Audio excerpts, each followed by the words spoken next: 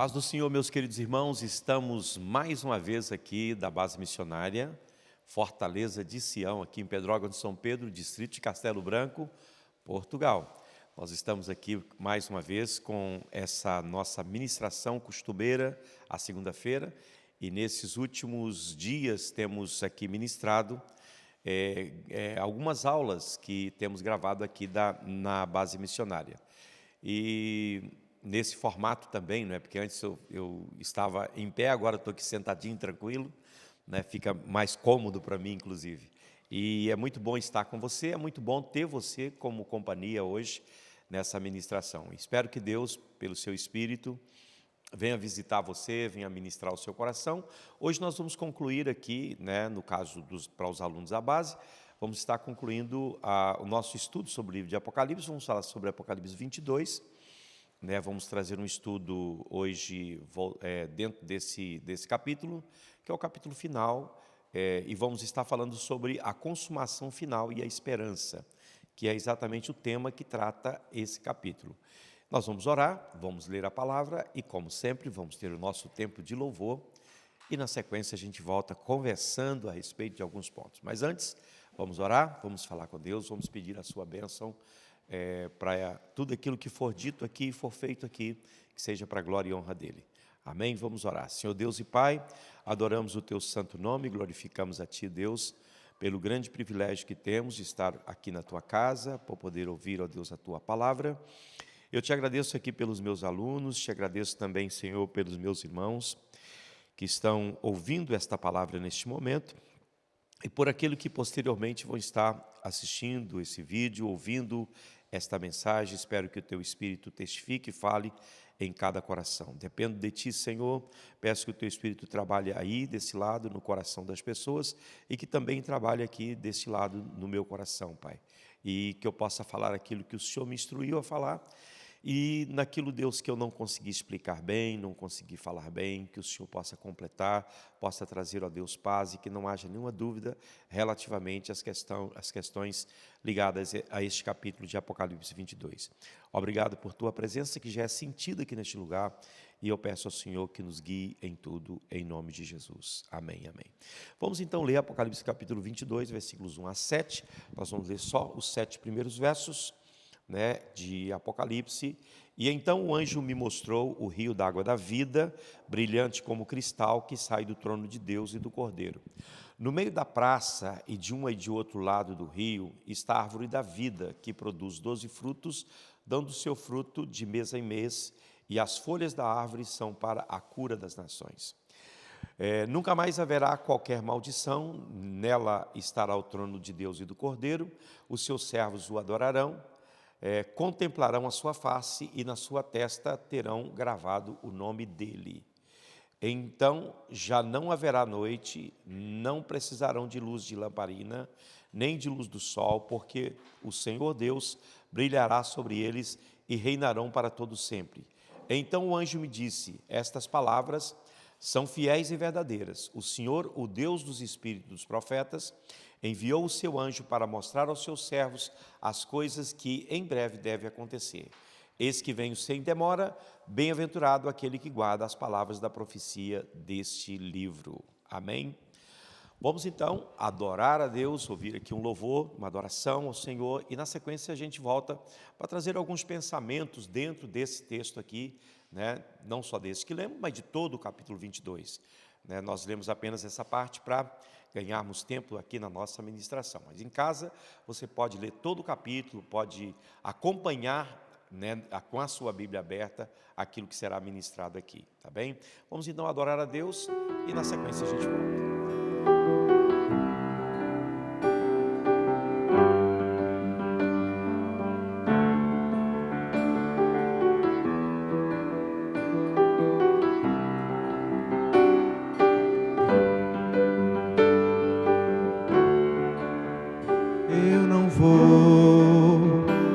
Pegar com as coisas daqui, pois eu sei há um lugar que me espera.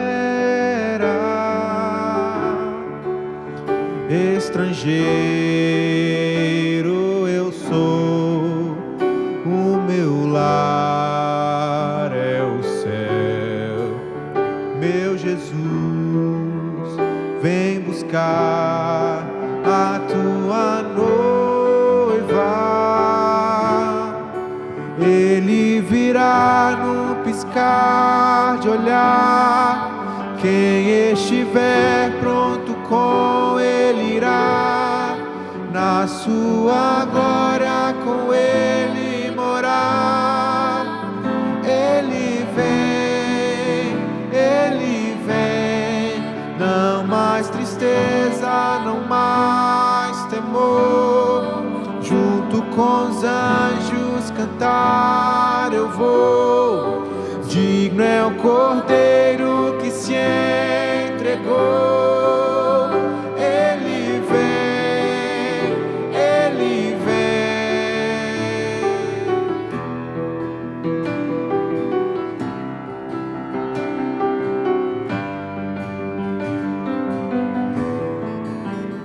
Eu não vou me apegar com as coisas daqui, pois eu sei há um lugar que me espera. Estrangeiro eu sou, o meu lar é o céu. Meu Jesus, vem buscar a sua noiva. Ele virá no piscar de olhar. Quem estiver pronto com ele irá, na sua glória com ele morar. Ele vem, não mais tristeza, não mais temor. Junto com os anjos cantar eu vou. Digno é o Cordeiro que se entregou. Ele vem.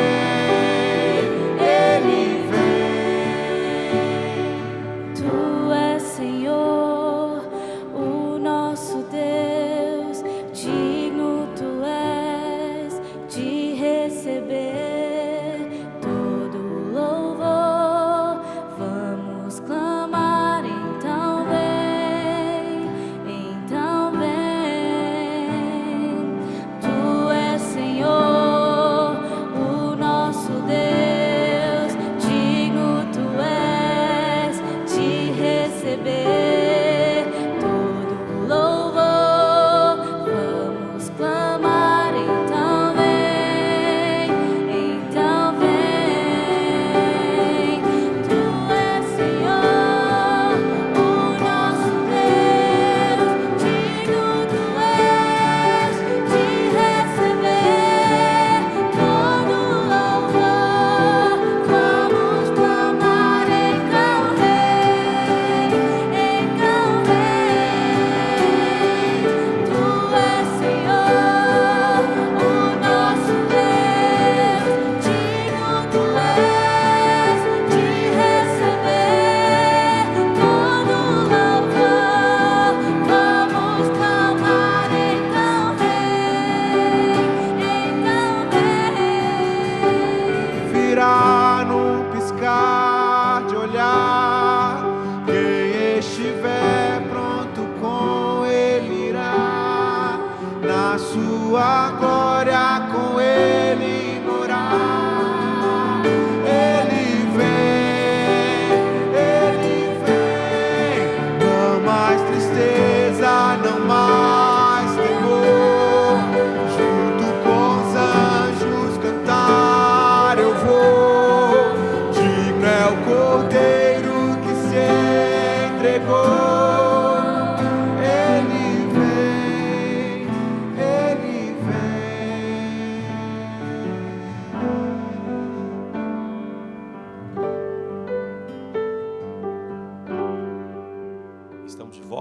vocês, depois desse louvor maravilhoso, desse tempo de adoração maravilhosa. E vamos então falar um pouquinho a respeito disso. Eu quero começar hoje falando a respeito dos objetivos desta aula. Quais são os objetivos, né, que temos com esta ministração, com a aula de hoje, né? O que está em nosso coração, está ministrando a vocês? Primeiramente, eu quero levar vocês a compreender a visão final da Nova Jerusalém, como consumação da redenção.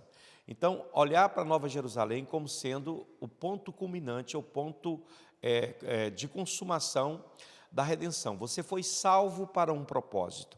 Você não foi salvo para si mesmo, você não foi salvo apenas para viver neste mundo, você foi salvo para a eternidade, não é? Deus te escolheu para fazer parte, né, daqueles que vão herdar a vida eterna e que vão estar para sempre com Ele.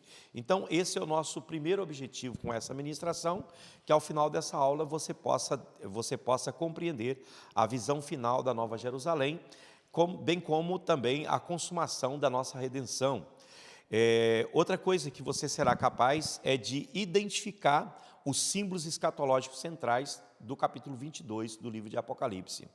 Depois também, você vai, depois dessa aula, você vai poder relacionar o texto com a esperança e a perspectiva pré-milenista, que é exatamente a nossa perspectiva, a nossa linha de trabalho é exatamente a linha pré-milenista, pré-tribulacionista. E, em último lugar, assim que terminarmos essa aula, você será capaz de aplicar pastoralmente, você que é pastor, e você que, no caso dos meus alunos, que estou trabalhando, né, em vocês uma mentalidade de pastor, vocês vão ser capazes de, pastoralmente, entender a mensagem central que está aqui. Qual é a mensagem central que temos no capítulo 22? Esperança, santidade e vigilância. Essas três palavras marcam profundamente aqui o capítulo 22. Então, vamos avançar aí para o nosso primeiro ponto. Vamos trazer aqui um contexto escatológico, não é?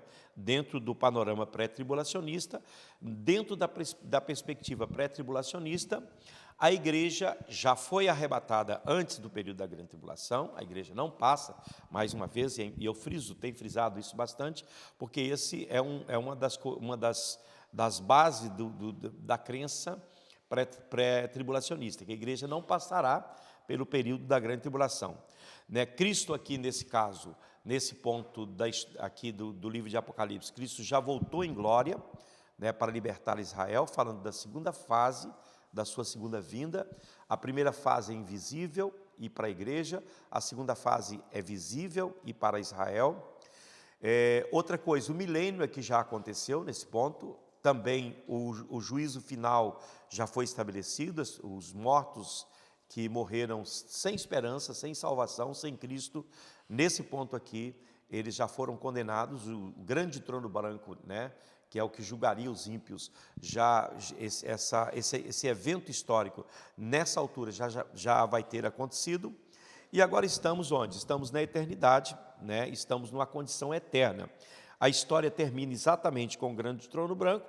Já falamos disso na nossa ministração passada, a respeito do ponto em que estamos a partir do capítulo 21, que é exatamente na eternidade.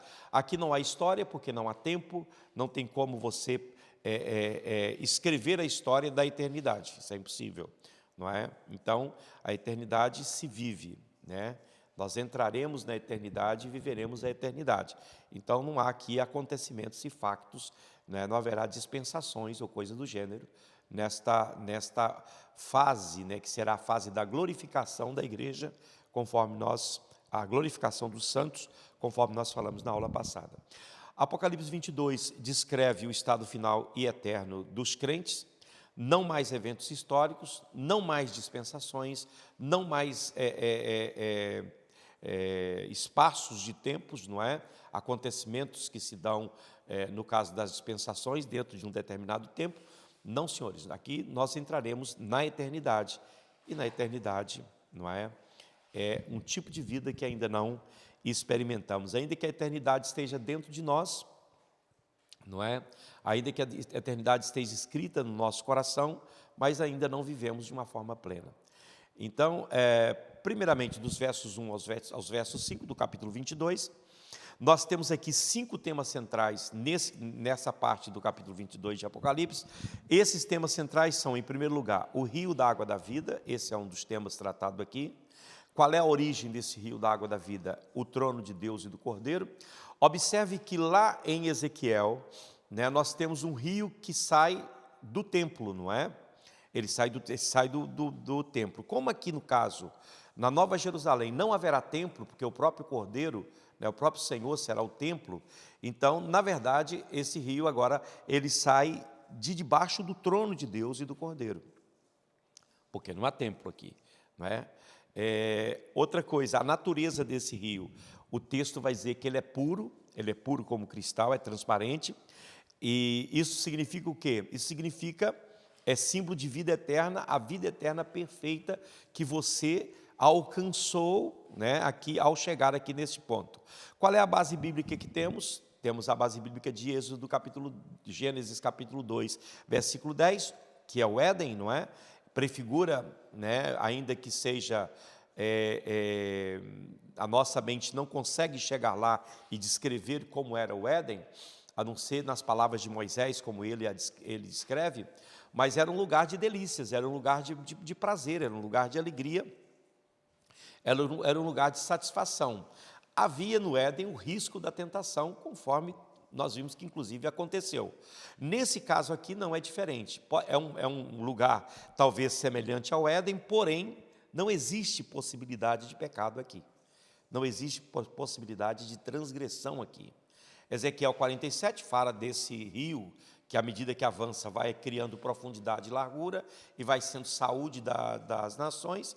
João 4,14, Jesus falando com a mulher samaritana, e 7,38, aonde ele fala dessa fonte de água viva que salta para a vida eterna, e fazendo referência assim ao Espírito Santo, que seria dado aos crentes, e essa vida que vive aqui agora, que é o retrato daquilo que viveremos lá na eternidade. Aqui temos um insight teológico dentro desse texto, podemos ver uma perspectiva teológica aqui. A vida eterna não é apenas uma duração infinita, mas a participação contínua na vida de Deus. O que nós pensamos quando vem na nossa mente vida eterna? Muitas vezes o nosso pensamento se volta para algo que tem início, mas não tem fim. É uma continuidade, é uma duração infinita.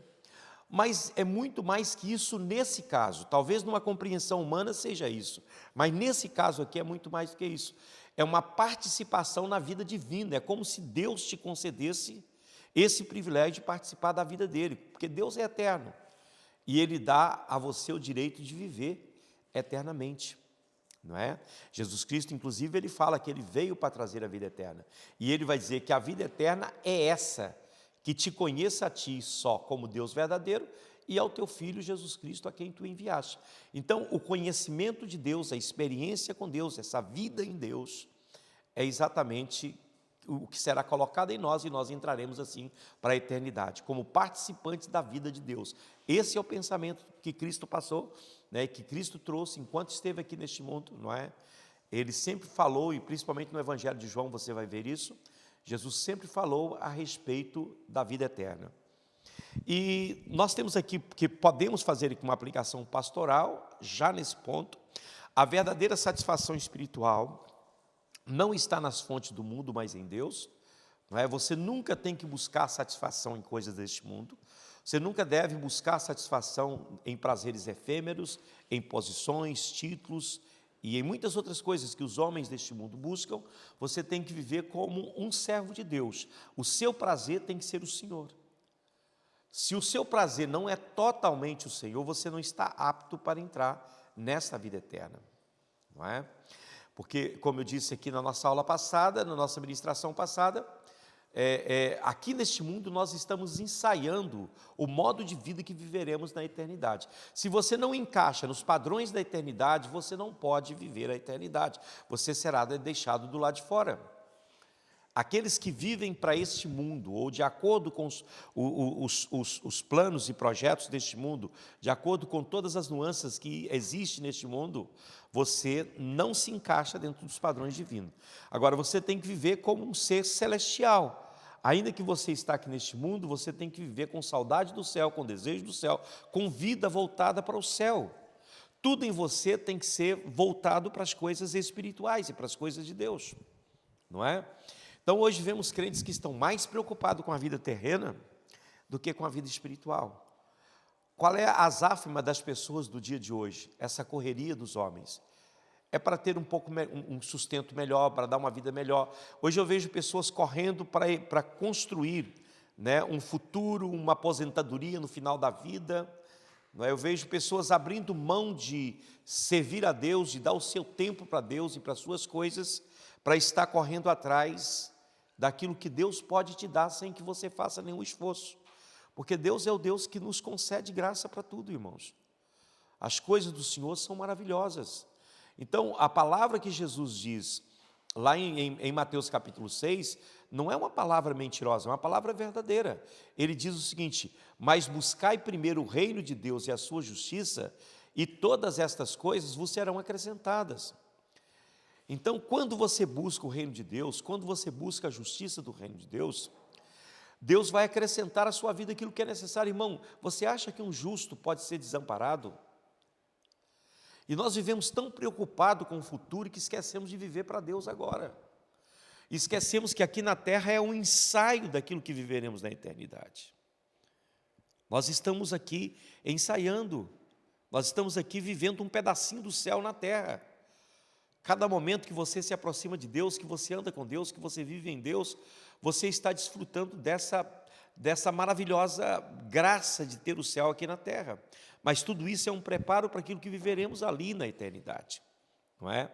Então, hoje eu vejo muitos pastores até que medem o seu ministério com base em números, com base em riquezas, com base em prosperidade, com base em coisas. E esquece de que a nossa vida espiritual ela é medida pelo nosso relacionamento com Deus e o quanto nos envolvemos com Ele na nossa caminhada enquanto aqui estamos neste mundo. Outro elemento importante que tem aqui nessa cidade é a árvore da vida. Essa árvore da vida é símbolo da vida eterna restaurada e colocada de volta no homem, porque nós perdemos esse direito de viver. Quando Adão peca, você peca e você passa a morrer.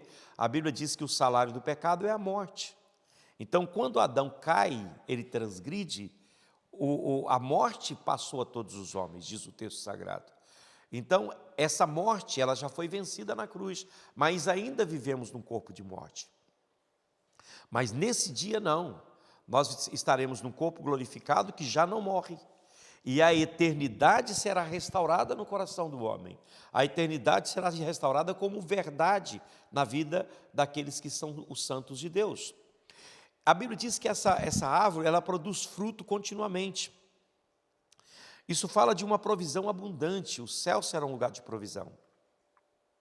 Mas você não tem que pensar nos céus com pensamentos da terra.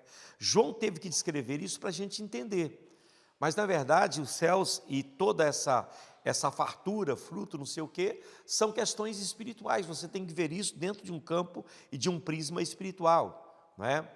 E aqui temos um ponto polêmico dentro desse texto, porque diz que as folhas dessas árvores são para a cura das nações, ou para a saúde das nações, não é?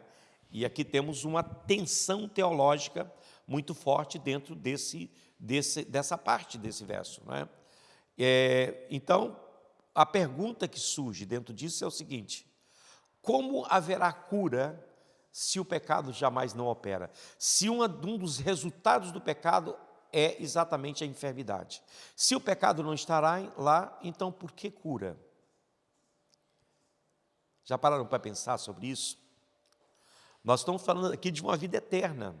Nós estamos falando aqui de uma vida que já não morre. Nós estamos aqui num campo espiritual, onde qualquer coisa que se relaciona com a carne já não faz parte aqui. Porque o próprio texto vai dizer que carne e sangue não herdará o reino dos céus. A própria Bíblia diz isso.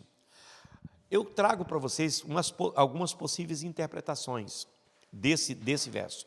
Primeiramente, isso pode significar, pode simbolizar uma linguagem simbólica, não é? Dizendo que a plenitude e a restauração nesse tempo será total. Pode estar dizendo o seguinte: não vai haver enfermidade. Por quê? Porque a cura já aconteceu, não é? A cura já aconteceu. Não há necessidade disso, isso dentro de uma linguagem simbólica. Agora, há uma outra explicação disso aqui, e essa aqui cria outros problemas, é claro, vai criar outros problemas, que é que nesse caso está fazendo aqui referência às nações que foram redimidas. Aí você vai pensar, peraí, então nesse caso, aquelas nações que lá no Apocalipse 19 ficaram completamente dizimadas, e que no capítulo 20, pós-milênio, essas nações foram julgadas, porque o diabo, quando ele é solto, o texto diz que ele vai atrás dos reis da terra, e alicia os reis da terra para que se levante contra o Cordeiro. Mas diz o texto que o Cordeiro os vencerá, porque é Senhor dos senhores e Rei dos reis, né? E vencerão também aqueles que estiverem com o Cordeiro, no caso a igreja e o Israel redimido. Agora, pare um pouco e pense. Então, se você for pensar que vai haver nações durante o período da eternidade, aí você tem que pensar que os governantes dessas nações, ou de algumas nações, se converteram, e essas próprias nações também foram redimidas e entraram para a eternidade. Então, esse é um ponto ainda muito mais, que dá muito mais pano para a manga, essa explicação, não é? Agora, para mim, o meu entendimento pessoal desse texto, e não vou muito longe, porque também não tenho muita margem para isso, em termos de margem escriturística para pensar, eu tenho duas linhas de interpretação relativamente a essa questão, que é minha. Você não vai ler isso em lugar nenhum. Primeiro, eu acredito que essas folhas, e essa é a minha teoria mais forte, não é? Essas folhas que são para a saúde, ela é um indicativo de que aí não vai haver mais dor, mais enfermidade, mais morte, nem nada disso. Porque o próprio texto diz isso, não é? Agora, eu penso que haverá, e aí entra uma segunda que é muito mais polêmica, não sei se eu devia falar, mas eu vou falar e pronto, depois a gente pode, quem tiver alguma coisa a dizer sobre isso, eu estou muito aberto para isso aí. Eu penso que vão haver aqueles que vão viver na cidade, e a cidade não será toda a terra.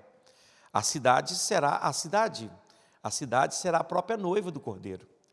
Quando nós pensamos em questão de galardão, você pensa o seguinte, Paulo quando fala o seguinte, olha, veja vocês como vocês vão construir sobre esse fundamento que já está aí. Né? Veja lá como você vai construir. Se você vai construir com ouro, com prata, com pedra preciosa, ou se vai construir com madeira, com feno e com palha. Que tipo de construção você vai fazer? Eu acredito que muitas pessoas vão entrar nos céus, mas vão entrar absolutamente e não vão receber nenhum tipo de galardão, se é que podemos dizer que o galardão seja alguma distinção. Alguns teólogos dizem que sim, o galardão é uma distinção entre pessoas e pessoas, aqueles que trabalharam para a glória de Deus e aqueles que foram salvos, porque a salvação não depende disso, mas porém trabalharam para a sua glória própria. Não é? Então, haverá, se formos pensar por aqui, haverá possivelmente duas categorias de pessoas aqui, os que vão ser a cidade, eu nem digo morar na cidade, porque a cidade é a própria noiva, não é? Então, não são moradores, mas são aqueles que são a cidade, ou aqueles que são a noiva do Cordeiro, e existirão aqueles que escaparam do incêndio, e que chegaram lá, mas chegaram lá com quem está escapando de um incêndio. Então, aí podemos pensar nesses dois, criarmos esse dualismo. Mas eu digo que esse dualismo ele é perigoso. Ele é perigoso porque ele não tem respaldo escriturístico, não é? É só uma forma de pensar. E essa é um dos pensamentos que eu tenho, não é? E que é meu pessoal, eu vou dizer mais uma vez, talvez você não vai encontrar isso escrito em lugar nenhum, é só uma forma minha de pensar a respeito desse texto, porque parece que traz aqui para nós um pensamento de que ainda pode haver enfermidade lá na eternidade. Então, se não vai haver morte, se não vai haver dor, se não vai haver nada disso, então não pode haver enfermidade, não pode haver doença. Então, se há doença, então se há saúde, porque há doença. Se há folha que cura, porque há alguém que tem problema de saúde aqui. Não é? E se esse problema de saúde, ele é saúde ou saúde espiritual? Porque aqui não estamos num corpo físico mais, nós estamos num corpo glorificado. Um corpo que já não morre, um corpo que já não corrompe, um corpo já que não tem as mazelas do corpo natural. E a minha terceira forma de olhar para isso é apelando para Deuteronômio 29. As coisas reveladas é para os homens, as coisas ocultas é para Deus, e eu deixo como está, não é? Então, não quero aqui levantar um questionamento, ou trazer aqui como muitos podem pensar, um pensamento que é muitas vezes divergente de outros pontos escriturísticos. Mas se você parar para pensar a respeito disso, a sua mente tem que viajar, né? Você tem que pensar para além de simplesmente aquilo que você está vendo. Você tem que pensar no que pode ser. E aí você tem que buscar elementos bíblicos que respaldem aquilo que você está querendo ensinar. Mas, em suma, o meu pensamento principal é exatamente esse. Ali não vai haver nenhum tipo de enfermidade. Porque se as folhas das árvores são para a saúde, e aqui diz saúde das nações. Então, subentende que vai haver nações. Não é? Vai haver nações. Mas vamos avançar um pouco mais e deixar a polêmica de lado, não é? Esse vídeo, quando for, né, quando você estiver assistindo esse vídeo, por favor, entenda o que eu estou a dizer. Não estou afirmando teologicamente, né, um ponto de vista, estou tentando dar uma explicação, né, como eu consigo entender isso. Mas, na verdade, o ponto essencial aqui é que eu fico com Deuteronômio 29. Eu tenho humildade teológica para aceitar que nem tudo sabemos, ou nem tudo a Bíblia ela tem obrigação de revelar para a gente, né? Então, que ficamos com isso aí. Depois temos a terceira coisa que temos aqui, nós temos Deus e o Cordeiro como centro, né? Como ponto focal e central aqui. O trono está na cidade, Deus habita com o seu povo, Deus habita no meio do seu povo. Não há templo aqui, porque Deus é o próprio templo. Não há sol aqui, porque Deus é a luz que ilumina todas as coisas. Não é? E temos aqui uma forte cristologia aqui, um forte ponto dentro de cristologia, né? Essa união entre Deus entre o Pai e o Filho, não é? Jesus vai falar disso em João capítulo 17, eu e o Pai, né, nós somos um, né, que eu seja neles assim como tu és em mim, né, que haja unidade. Então, o Pai e o Filho, não é? Dentro desse contexto aqui, né, trazendo para dentro de uma cristologia aplicada ao nosso tempo, Jesus e Deus são um, também com a pessoa do Espírito Santo, formando assim a Trindade. Então, Cristo, ele é plenamente divino. Muitas seitas e heresias dizem que Jesus não é Deus, mas aqui deixa isso muito claro para nós, que Jesus é Deus, o seu trono está ao lado do Pai. Inclusive, há uma igreja muito forte, não só no Brasil, mas em muitos países, que defendem o fato de que Jesus é um arcanjo, o arcanjo Miguel, não é? Então, isso coloca Jesus na categoria de seres criados. Jesus não foi criado, ele foi gerado. Quando você cria do nada, você traz à existência aquilo que não existe. Quando você gera a partir de algo. A criação pode ser parecida com o Criador, mas não carrega o DNA do Criador. Mas o Filho carrega o DNA do Pai, né? E no caso de Jesus, ele é o unigênito de Deus, né? O Filho unigênito, o único Filho de Deus. A aplicação disso aqui que temos para nós, o céu não é sobre um lugar, né? Mas é sobre a presença. Quando nós falamos de céu na terra, não estamos fazendo referência a que o céu desceu. Inclusive há hinos que canta isso, né? Eu não sei se a igreja subiu ou se o céu desceu. O céu não é um lugar físico, o céu não é um lugar, o céu é uma presença. Onde Deus está presente é o céu, onde Deus não está presente é o inferno. A presença de Deus representa o céu, não é? E quando a Bíblia fala de inferno, está falando da ausência total de Deus. Quando a Bíblia fala de céu, está falando da presença, da própria presença de Deus. Agora, Deus, Ele não está com as pessoas, Deus está em Cristo. Onde Cristo está, Deus está. Onde Cristo não está, Deus não está. Você não pode ter o Pai se você não tiver o Filho. O próprio Filho vai dizer, ninguém conhece o Pai senão o Filho, e ninguém conhece o Filho senão o Pai, e aquele a quem o Filho quiser revelar. Então, observe que essa conexão entre Pai e Filho, ela não pode ser desassociada. A presença de Deus está onde Jesus é aceite, aonde Jesus é recebido. Se Jesus não é o centro, logo Deus não está presente. E muitas vezes a gente pede, Senhor, manifesta a Tua presença, nós queremos a Tua presença. Escute, esta oração, ela não será ouvida dessa maneira. Se você quer a presença de Deus, então cria um ambiente propício para que Cristo esteja presente. Porque se Cristo estiver presente, o Pai estará presente no Filho. O Pai estará presente no Filho, não é? Deus está em Cristo, meus irmãos. Está na pessoa de Cristo, sim ou não? Agora, outra coisa importante aqui dentro desse texto, que é a adoração e reinado dos santos. Os santos vão servir, né? Isso fala de um culto contínuo.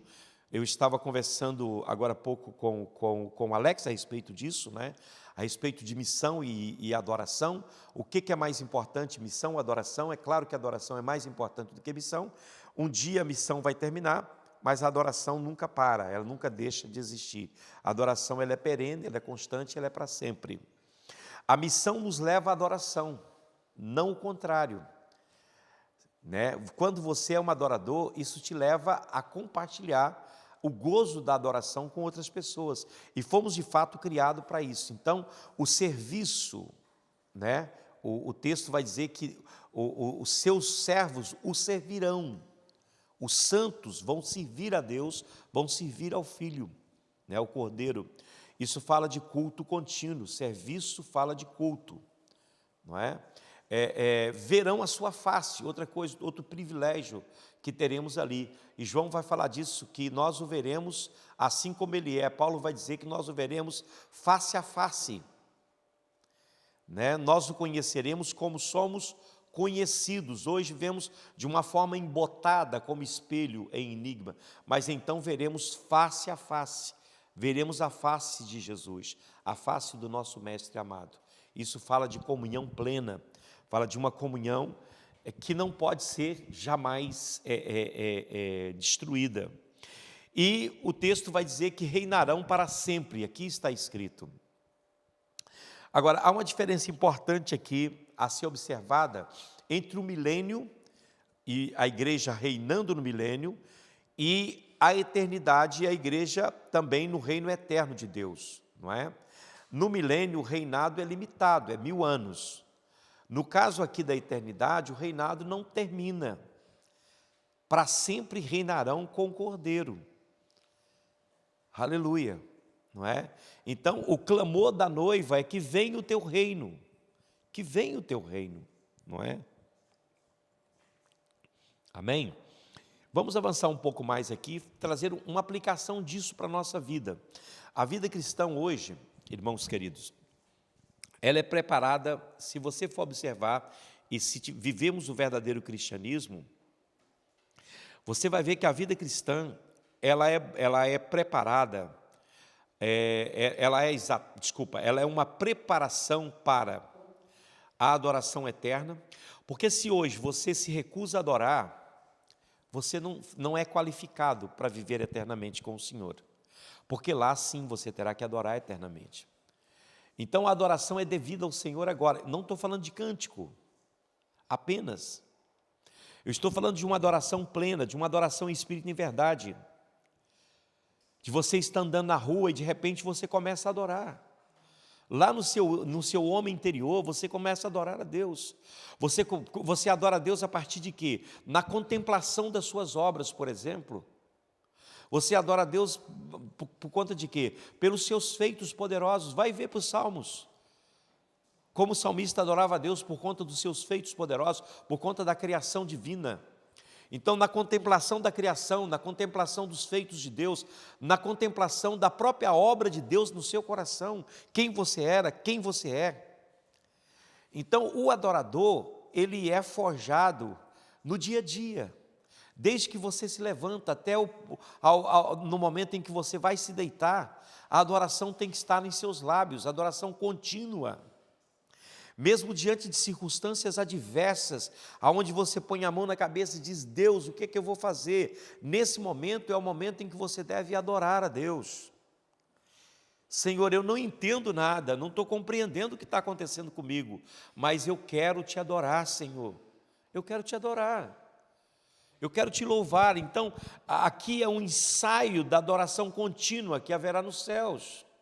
Mas nós não conseguimos adorar a Deus porque estamos com a mente tão dispersa, com tantas coisas, principalmente os pastores, muitas vezes na luta, na azáfama do dia a dia, na tentativa de criar um equilíbrio na igreja, na tentativa de muitas vezes conseguir suprir todas as lacunas que existem na igreja, nós esquecemos de nos entregar à adoração. Irmão, quando você adora, o céu desce. Quando você adora, você vê a manifestação da glória de Deus. E tudo fica muito mais fácil. Eu não sei se já aconteceu com você, de você dobrar o seu joelho e começar a adorar a Deus, que a oração também é uma forma de adoração. Quando você ora, também você adora. E talvez deveria ser o início da nossa oração todos os dias, essa adoração ao Senhor, esse espírito grato a Deus por tudo que Ele fez. E eu não sei como é que é com vocês, mas comigo eu preciso disso, isso é o meu combustível, isso é o que me coloca de pé de manhã. Quando eu abro meus olhos, eu digo: Deus, eu te adoro, porque eu estou aqui, estou vivo, mais um dia, Senhor, mais um dia. Te adoro por esse dia, eu não sei o que Ele vai trazer, mas seja o que for, eu quero dizer que o Senhor é o centro. E isso é gostoso, porque há uma comunhão perpétua, contínua, né, entre você e Deus. Mas eu não sei se já se passou com você, comigo já, de você despertar ou estar diante de uma situação em que você precisa de uma resposta, e você começa a adorar a Deus em oração, e você sente que a sua adoração não entra, não encaixa, não flui, não vai, esbarra no teto, parece, e volta para a gente. Sente um vazio, um desespero. É como se você estivesse num terreno estranho, no meio de inimigos, e olhasse para a direita e para a esquerda, e não visse uma saída, e você não tem de onde buscar socorro, porque há uma comunicação interrompida entre você e o seu chefe, não é? Aquele que é o seu maioral. Os Estados Unidos fez agora um resgate lá no Irã de um piloto que o caça foi abatido e ele caiu em terreno inimigo, ferido, sozinho, no meio das montanhas, cercado por inimigos, mas ele estava seguro porque havia uma comunicação entre ele e a base dele. Perigo por todos os lados, mas ele tinha contato com a base dele, com o superior dele, com o presidente da república que falava com ele, e havia comunicação entre eles. Isso o tranquilizou na espera do resgate, isso ajudou psicologicamente, isso ajudou a tomar decisões certas, dar passos certos, para não arriscar a sua própria vida, e ele foi resgatado em tempo recorde, algo assim impressionante, não é? E depois eles falando dessa experiência, não é? De como foi um resgate em poucos minutos, né? Eles conseguiram detectar, abriram um corredor, abriram o espaço aéreo, abriram um corredor para retirá-lo de lá, e desceram, pegaram e saíram. Mas havia uma comunicação. Quando a comunicação termina, você entra em desespero. Imagina aquele piloto ali perdido e sem comunicação com os seus. o desespero que estaria no coração daquele homem, ainda que ele seja preparado para aquilo, tarimbado para aquilo, mas o senso de solidão e de abandono e de esquecimento é terrível. Então, quando você dobra o seu joelho em adoração a Deus e a adoração não passa, você sente como se você estivesse por sua conta própria. Isso é muito terrível, irmãos. Por isso a adoração tem que ser contínua, você tá vendo? O canal de comunicação com o céu tem que ser limpo. Nós temos que manter esse canal de comunicação com o céu constantemente limpo. Amém? Então, a vida cristã é uma preparação para a eternidade no sentido de adoração, no sentido de responsabilidade. Você acha que Deus vai levar para viver eternamente com Ele pessoas irresponsáveis? Pessoas que tratam os seus compromissos espirituais com leviandade? Cristãos relapsos? Cristãos que não têm compromisso com a verdade, que não têm compromisso com aquilo que foi colocado na mão dele para fazer? O servo que pegou um talento, ele enterrou de medo,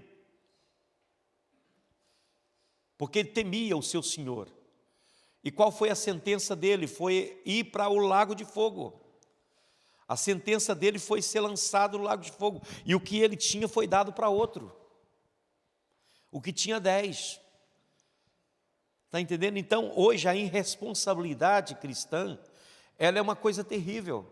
Nós não estamos preocupados com quem estamos ferindo, não estamos preocupados se estamos escandalizando a obra, não estamos preocupados com a vida daqueles que Deus confiou em nossas mãos. Somos irresponsáveis. Para mim, uma grande irresponsabilidade, principalmente de um pastor, é quando ele sobe no púlpito para pregar sem ter preparado, sem ter passado horas com Deus em oração, buscando na palavra, buscando no jejum, buscando para trazer o alimento para o povo. Para mim isso é uma irresponsabilidade, você guiar a vida dos outros sem estar devidamente preparado para isso. E nós não estamos falando de pessoas qualquer, estamos falando dos escolhidos de Deus. Dos escolhidos de Deus. Então nós não podemos ser levianos e irresponsáveis na nossa caminhada aqui, porque isso é um treino para vivermos no reino de Deus. Deixa a coisa andar. Um dia um pastor que trabalhava com a gente, alguém questionou ele sobre que a igreja não estava crescendo e tudo. Ele disse: não estou nem aí, eu não estou preocupado com isso, eu venho aqui e prego. Quem quiser crer bem, quem não quiser crer bem. No final do mês a federação paga o aluguel daqui, paga o aluguel também da minha casa. Olha, eu não estou nem aí. Esse negócio de jejuar e orar e buscar e evangelizar, isso não é comigo. Eu vou lá, preparo uma palavra, né, alguma leitura que eu fiz, algum livro que eu li, algum texto que eu ouvi, alguma mensagem que eu escutei na internet. Eu vou e prego para o povo, pronto, e é todo mundo mesmo, é sempre as mesmas caras mesmo que vai aparecer no culto, e aí eu pergunto: onde está essa pessoa hoje? Não é? Eu não vou dizer nomes, mas hoje essas pessoas estão completamente desviadas dos caminhos do Senhor, porque, irmãos, a irresponsabilidade é uma coisa que Deus não tolera, porque Deus não nos dá um fardo além daquele que podemos suportar. Se você não está conseguindo levar, peça força a Deus. Né? Peça força. O Tiago vai dizer isso: gente, se você tem falta de sabedoria, o que você tem que fazer? Peça a Deus. Ele dá com liberdade, ele é liberal para dar para toda a gente. Ele não olha para a sua cara se você é o João, o Manuel, o Antônio, o Chico, não, ele simplesmente dá, ele não lança em rosto. Mas ele simplesmente dá. Com humildade, nós temos que ter humildade pastoral, irmãos, de entender que nós não somos completos. Nós somos muito limitados naquilo que nós fazemos e temos diante de nós uma grande tarefa. A tarefa que está diante de nós é uma tarefa muito espiritual. E ela não pode ser tratada com leviandade, ela precisa ser tratada com responsabilidade. Então, há momentos em que eu olho e digo: Deus, eu não vou conseguir isso aí. E qual é que tem que ser a minha atitude? Senhor, eu não consigo, de mim mesmo não consigo, mas o Senhor pode me dar sabedoria, o Senhor pode me dar graça para fazer, o O Senhor pode me dar autoridade para fazer, o Senhor pode... Eu não estou talvez amando como devia amar, mas o Senhor me dá amor, me ensina a amar como o Senhor amou. O Senhor amou de uma maneira que eu não consigo entender, mas me ensina a amar como o Senhor amou. São algumas coisas que eu peço todos os dias a Deus. Sabedoria, graça, autoridade, amor e disciplina espiritual. Porque se vocês acham que eu sou uma pessoa muito disciplinada, eu não sou. Eu dependo de Deus para ser disciplinado, para ter meu tempo de oração, para ter meu tempo na palavra, para ter meu tempo de meditação. Eu preciso da ajuda do Espírito Santo, e isso está entregue a Ele, não é? Naquele horário certo, Ele vai lá e me desperta. Olha, é a hora de você interceder. Então, para quem, Senhor? Por fulano, por fulano, por fulano, por fulano. Amém, Senhor. Vocês acham que se deixar por mim, eu acordo o sono que eu tenho? De maneira nenhuma, eu passo direto. Mas o Espírito vai lá e toca, fulano, está na hora. Então, eu não sou tão disciplinado, quer dizer, eu acho que eu não sou disciplinado de jeito nenhum. Eu preciso dessa ajuda do Espírito Santo para ser disciplinado. Para ter uma disciplina espiritual. Para entender quando é o momento de parar, quando é o momento de avançar, quando é o momento de fazer, quando é o momento de delegar. Nós temos que ter essa compreensão do Senhor, não é? Por quê? Porque o que nós trabalhamos, se você trabalhasse para uma empresa, o máximo que você seria é demitido, se você for irresponsável. Mas quando você está trabalhando para Deus, o que vai acontecer com você é condenação eterna. Condenação eterna. Então nós temos que parar e pensar a respeito disso. Outra coisa importante dentro disso aqui é a ausência do mal. Não há maldição, não há noite, não há pecado, né? É como se a teologia do Éden fosse restaurada. Apocalipse começa com o caos e termina com um novo Éden perfeito. O livro do Gênesis começa com o caos, não é? E se desenvolve para a plenitude e depois entra no caos novamente. Mas aqui, o livro de Apocalipse começa com um caos total e desemboca na plenitude de Deus, aleluia, termina no novo Éden espiritual e perfeito. Qual a aplicação disso, meus queridos? O mal, ele é temporário, a glória é eterna. O mal, ele termina, ele passa, seja o que for, vai terminar, irmãos. Você acha que Deus vai permitir que o mal prevaleça na terra? A terra é do Senhor, a plenitude da terra é do Senhor, o mundo e tudo que está no mundo é do Senhor, Salmo 24. Agora você acha que Deus vai permitir que o mal prevaleça? Não, Deus dará um basta nisso. A glória de Deus vai cobrir a terra como as águas cobrem o mar. A terra será coberta com a glória do Senhor, porque a glória é eterna, o mal é passageiro, é temporal, é temporário, né? Qual é a mensagem final então de Apocalipse, capítulo, vamos passar para os versos 6 a 21.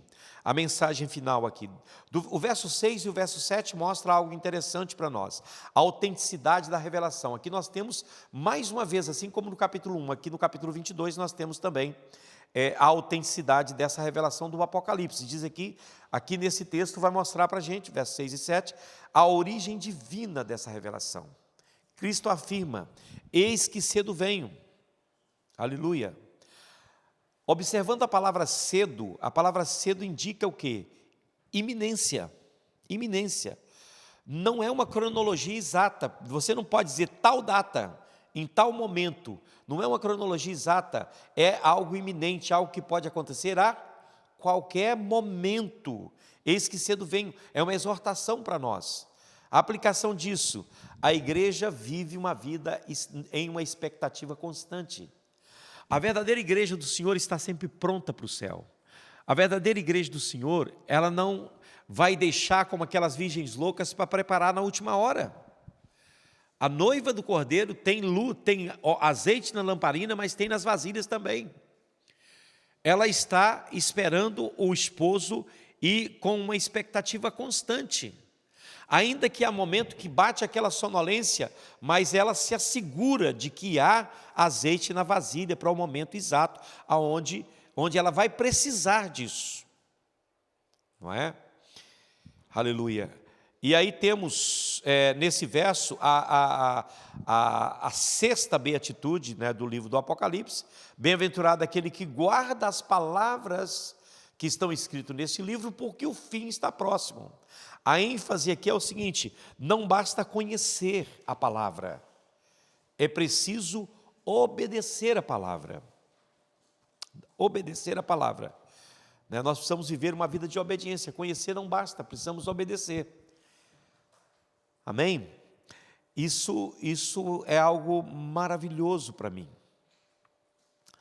Verso 10 e o verso 11, aqui uma ordem para João não selar a profecia.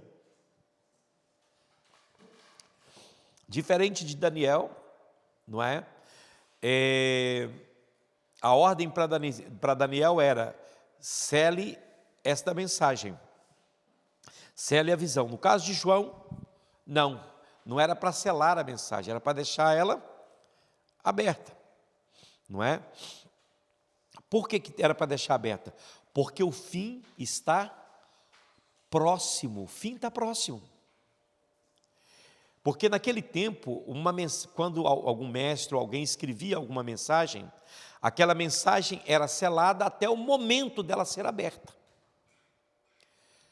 Até o momento dela ser aberta. Como aqui o fim está próximo, a mensagem não pode ser selada, ela tem que estar aberta. As pessoas do tempo de João precisavam saber. As pessoas em todo o tempo da história da igreja precisavam saber. E as pessoas do nosso tempo precisam saber qual a mensagem que Deus deu a Jesus Cristo. Jesus Cristo deu ao anjo, o anjo deu a João. E João trouxe essa mensagem às 7 igrejas da Ásia. O que está escrito lá e quais são as implicações que tem a ver conosco, não é? Então, esse não cele o livro indica uma urgência. Pastor, mas a gente tem 2000 anos. Não interessa, meu querido. Poderia ter 4, 5, mas é urgente na mesma. Isso tem que chegar ao coração das pessoas. E essa urgência na mensagem, no sentido de não selar, porque o tempo está próximo, conforme diz o texto, isso cria em nós uma responsabilidade missionária ainda muito maior. Porque se nós sabemos o que vai acontecer com os ímpios, e não avisarmos os ímpios do que está esperando por eles,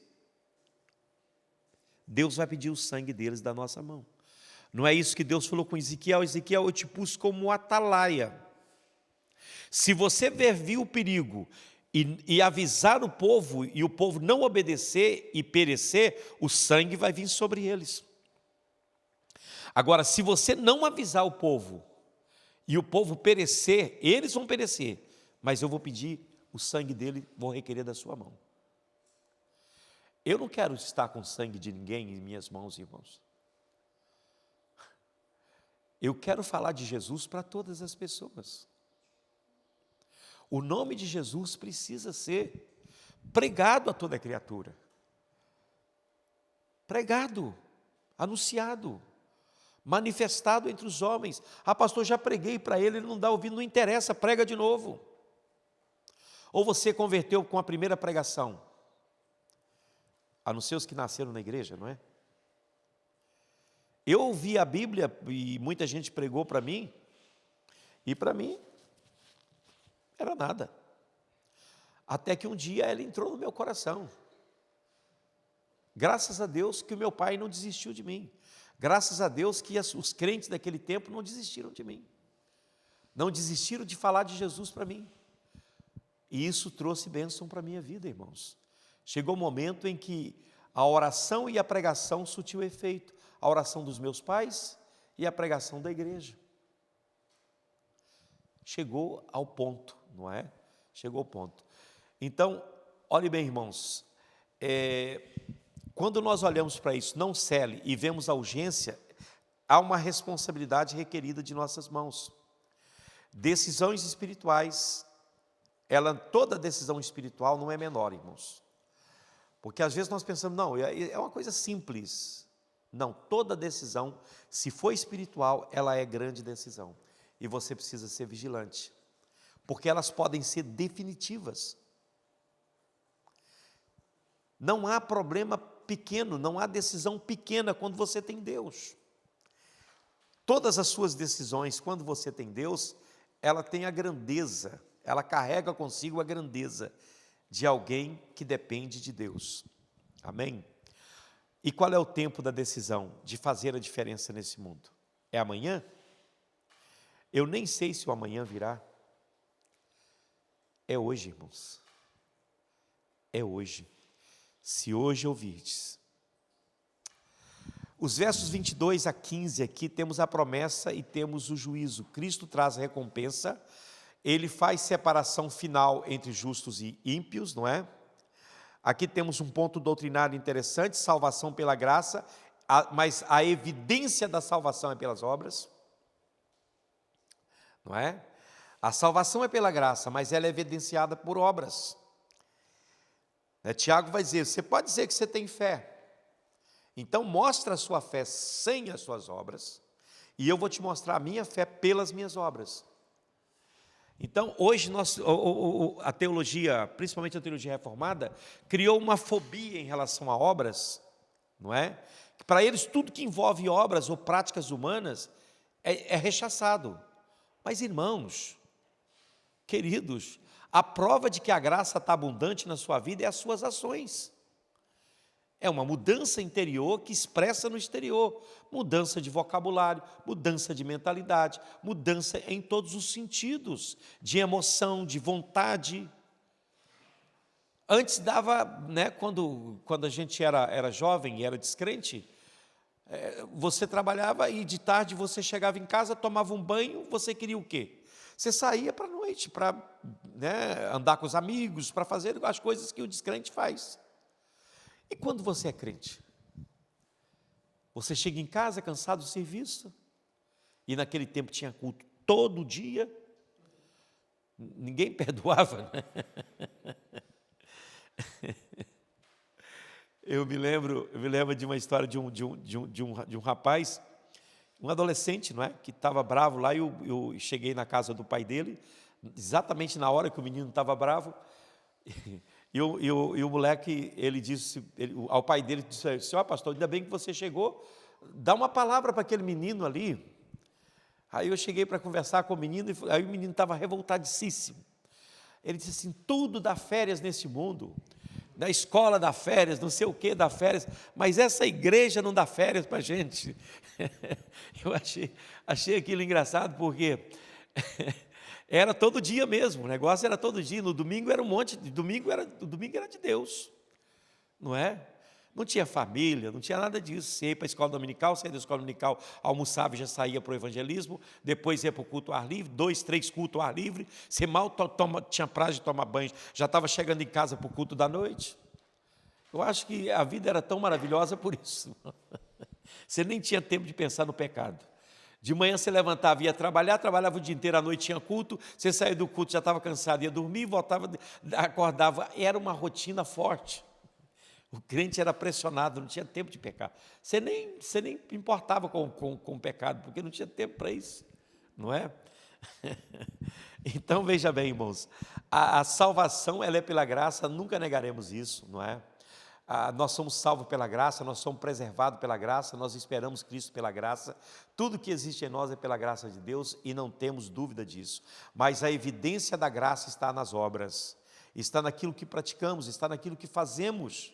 Se a graça está operando, irmãos, como uma professora, como uma tutora, se a graça está trabalhando em nós de uma forma didática e nos ensinando, conforme Tito 2 fala, se ela está nos ensinando dia a dia, a expressão de que estamos aprendendo a lição é aquilo que nós fazemos, é a expressão daquilo que nós fazemos. Sim ou não? Aí temos uma aplicação interessante aqui, santidade não é opcional, é exatamente a evidência da redenção.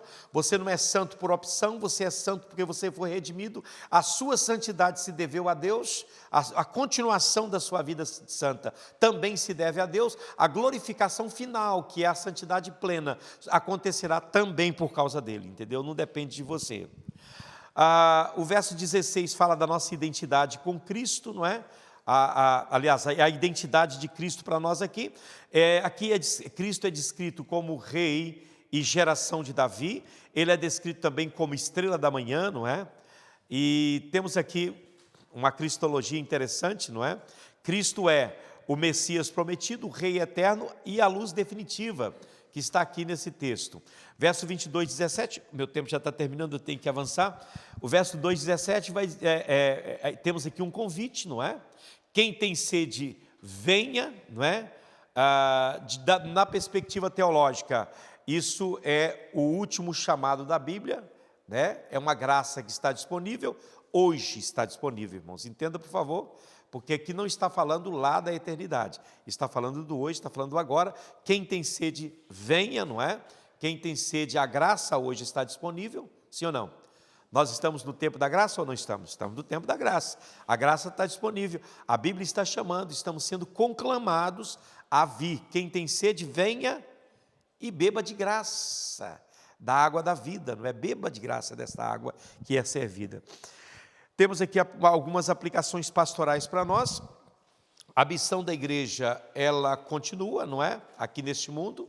Nós devemos evangelizar, nós devemos convidar, nós devemos apresentar Cristo para as pessoas. Essa é a nossa missão, esse é o nosso trabalho e é dentro disso que temos que nos mover. Os versos 18 e 19 do capítulo 22, temos aqui uma advertência contra distorções, ou seja, não acrescente e não retire. Quem acrescentar, será acrescentada as pragas, quem diminuir, será diminuída a sua parte, né, no reino celestial.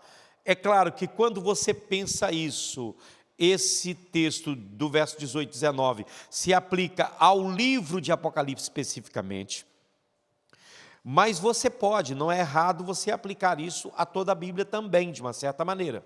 Mas esse livro é um livro diferenciado dos livros da Bíblia, porque é o único livro que tem promessa para quem lê, para quem ouve e para quem guarda. É um livro que quem tira tem maldição, quem acrescenta tem maldição. Você tem que tomar cuidado com as distorções relativamente ao livro de Apocalipse, né? E dentro disso, qual é que é hermeneuticamente, como é que nós poderíamos interpretar isso?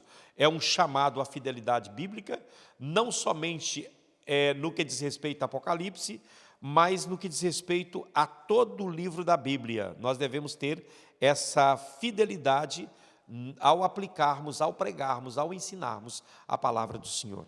Temos então a esperança final, amém, vem Senhor Jesus, a palavra Maranata que quase não aparece no Novo Testamento, mas aparece aqui todos os domingos e cultos na Missão Lusitana, também ela está muito lá firminha, não é? A aplicação disso, a escatologia, ela não é especulação, ela é experiência viva. Quando olhamos para questões escatológicas, isso não está longe de nós, isso é para ser vivido hoje, não é? Em toda a sua potencialidade, é para ser vivido hoje. E concluímos então com algumas conclusões teológicas para nós dentro desse texto. A escatologia apocalíptica do livro do Apocalipse culmina em algo muito interessante, que é exatamente a comunhão com Deus, a nossa comunhão eterna com Deus, não é? Outra conclusão teológica que eu tiro desse texto de Apocalipse 22, que Cristo é o centro da eternidade, sempre foi e sempre será, ok? A terceira coisa que eu vejo aqui, em termos de conclusão teológica, a história termina com a redenção completa, que encerra tudo, não é? A igreja, ela vive hoje entre o já da salvação, não é? E o ainda não da glória, né? Você já é salvo, mas ainda não está na glória, não é? Você ainda está neste mundo, Você hoje já é salvo, mas você ainda não entrou na Nova Jerusalém, você ainda não está vivendo essa vida na eternidade, ainda que a eternidade já está no seu coração, já está na sua vida, já está no seu pensamento, mas ainda não é? Nós aguardamos esse momento em que Jesus vai aparecer para estarmos para sempre com Ele. Algumas aplicações finais, pastorais, que eu deixaria algum conselho pastoral para vocês. Viva com sede de Deus, nunca do mundo. Tenha sede incontida de Deus, porque aquele que tem fome e sede será farto, será saciado. Então tenha sede de Deus em nome de Jesus.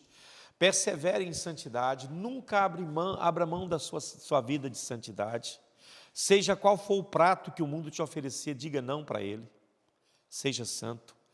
Mantenha esperança mesmo no meio do sofrimento, mesmo quando você não vê uma luz no fundo do túnel, mesmo que você não veja nada se movendo, mantenha-se fiel, mantenha a esperança, confia que Deus está no controle de todas as coisas.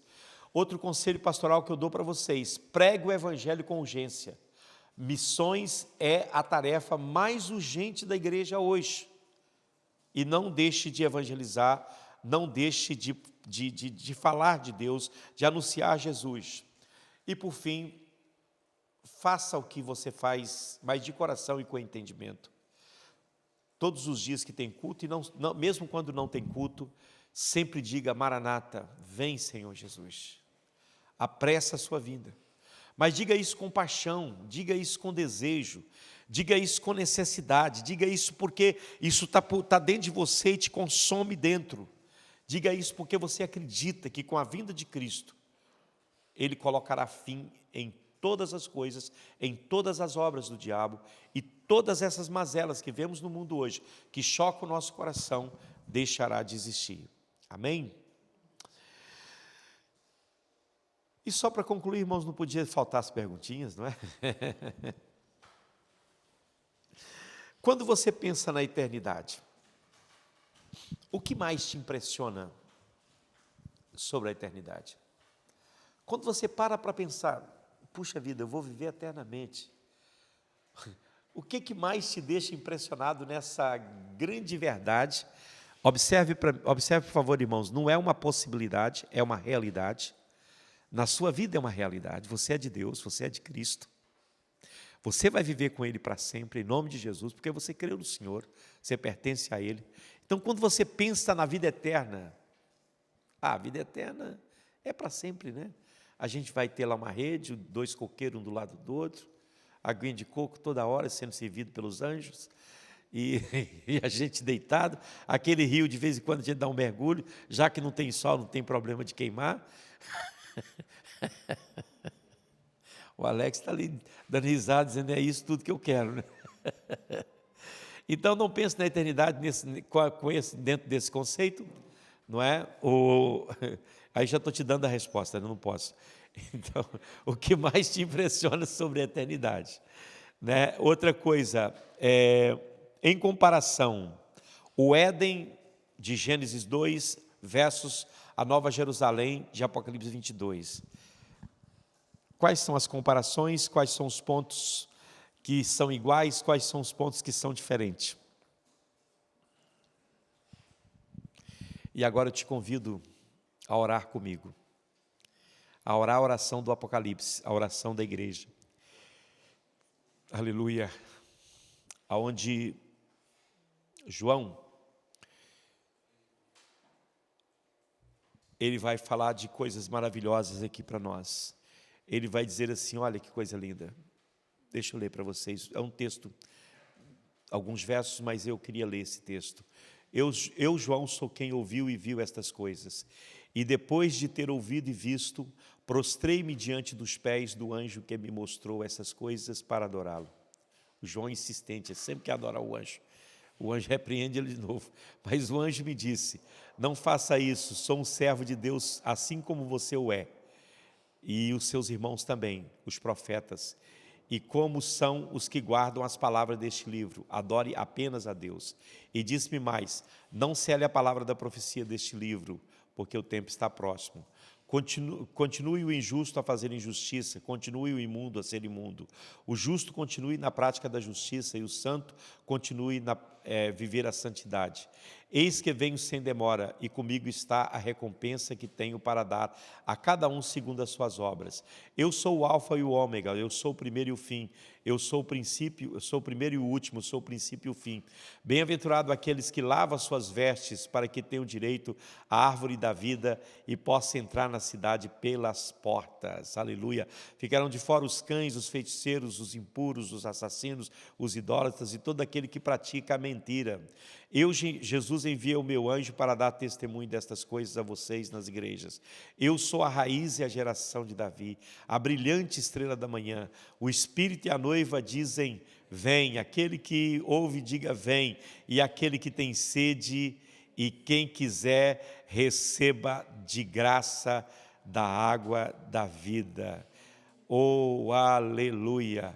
Aquele que dá testemunho, verso 20, destas coisas diz, certamente venho sem demora. Amém. Vem, Senhor Jesus. A graça do Senhor Jesus esteja com todos vocês. Aleluia. Aleluia. Eu te convido a fechar os seus olhos e a orar, e que no seu clamor você peça ao Senhor que Ele possa vir, ao seu coração, à sua vida, à sua alma, que Ele possa te visitar nesse dia com esperança eterna. Oh, aleluia, aleluia. Que você possa orar para que Deus possa gravar a eternidade nos seus olhos, como aquele grande homem orou uma vez. Que você possa pedir que o Senhor coloque a eternidade gravada em seus olhos, em seu coração, em sua vida, para a glória do nome de Jesus. Senhor, nosso Deus e Pai, eu quero adorar o Teu santo nome, Senhor, eu quero Te bendizer. Ó Deus, primeiro porque, Deus, eu não mereço nada e o Senhor me deu tudo. Ó Deus, eu não tinha nada, mas o Senhor me deu tudo. Eu não tinha vida, mas o Senhor criou dentro de mim a esperança viva. Ó Senhor, eu quero Te agradecer nesta hora, pela vida aqui dos meus alunos, Senhor, de cada um deles. Eu peço que o Teu Espírito Santo grave a eternidade nos olhos deles, Senhor. Que o Teu Espírito Santo possa fazê-los viver a eternidade, ainda que estejamos na limitação deste corpo. Que a nossa mente, o nosso coração, a nossa vontade, o nosso desejo, as nossas emoções, tudo em nós esteja, ó Deus, voltado para a eternidade, Senhor. Nos livres, ó Deus eterno, de toda tentação, de todo levante, de toda seta. Nos guarde de cair, ó Deus eterno, quando tentado. Que possamos manter firmes, ó Deus, no propósito de servir ao Senhor e de andar na Tua presença, Deus. Tu conheces o nosso coração e Tu sabes perfeitamente de tudo que nós precisamos. Por isso, Senhor, depois de ter contemplado a Tua glória, depois de ter visto tudo isso, Senhor, de ter, ó Deus eterno, viajado com João nesta visão de João durante esses 22 capítulos. E tudo que vimos de ruim, de difícil, mas também o que vimos de bom, de maravilhoso. Não os deixe perder essa bênção, Senhor. Não deixa que nenhum desses meus alunos venham se perder, nenhuma dessas pessoas que estão me ouvindo, que ainda não são crentes talvez, ou que ainda não têm uma firmeza no Senhor, que o Teu Espírito Santo os visite agora com poder e autoridade, Jesus. E se tiver alguém enfermo, Senhor, doente, que o Senhor possa tocar agora nas enfermidades, repreendendo em nome de Jesus. Senhor, que Tu possas visitar esse lar que está sendo desfeito por forças malignas. Esse casal que já estão saturados, ó Deus, até pensando em divórcio. Ó Deus, entra com providência na vida desse casal, Senhor, esse filho rebelde, esse pai irresponsável, ó Deus eterno, entra nesta família, muda a estrutura deste lar, Senhor, pelo poder do nome de Jesus, quebra as cadeias, as barreiras e toda a limitação, ó Deus eterno, seja destruída no poder do Teu nome, Pai. Eu creio em Ti, Senhor. Eu tenho esperança da vida eterna, eu tenho esperança da glória eterna. Eu tenho esperança daquele grande dia em que Tu dirás, suba para cá. Oh, aleluia! Quando começará esse tempo de glória e de exaltação, ó Deus. Obrigado por tudo que Tu fizeste, por ter me salvado, por ter me libertado, por ter me transformado, por ter me feito ser quem eu sou, Deus. Não é por mim, Senhor, eu nunca, Pai, conseguiria fazer o que Tu fizeste em minha vida. Mas o Senhor é maravilhoso, o Senhor operou, a Tua graça operou. E eu posso cantar, ó Deus, eu posso louvar, eu posso adorar, eu posso, ó Deus, exaltar o Teu nome hoje, dizendo: eu sou filho de Deus. Eu não sou mais escravo do medo, eu não sou mais escravo das coisas deste mundo, eu sou um filho de Deus. Com esperança eterna, aleluia. Que o Senhor nos ajude a cada dia, no nome de Jesus. Em nome de Jesus, em nome de Jesus. Amém, Senhor. Eu não sou mais escravo do medo. Eu sou filho de Deus. Eu não sou mais escravo do medo. Eu sou filho de Deus. Que Deus abençoe vocês, meus queridos. Que Deus abençoe você que está em casa. Que o Senhor esteja contigo. Ficamos por aqui. Que o Senhor continue te ajudando e te abençoando em tudo. Amém.